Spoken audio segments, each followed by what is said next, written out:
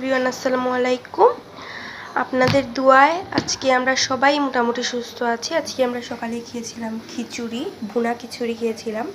আর আজকে লাঞ্চের জন্য রান্না করা হয়েছে শাক ভাজি। এটা কী শাক আমি নামটা শিওর জানি না, মেবি কলমি শাক ভাজি হবে।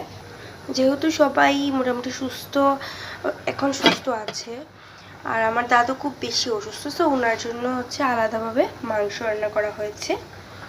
এটা জাস্ট ওনার জন্যই রান্না করা হয়েছে। আর এখানে হচ্ছে পাবদা বা কিছু একটা মাছের মানে টক টাইপ কিছু একটা রান্না হচ্ছে। আর এখানে মাই মোস্ট ফেভারিট সবজি হচ্ছে ঢেঁড়স দিয়ে মাছ দিয়ে রান্না করা হয়েছে। আর এখানে যেহেতু সবারই জ্বর ছিল, সো ডাল রান্না করা হয়েছে। ডাল দিয়ে লেবু দিয়ে খেলে অনেক বেশি ভালো লাগে।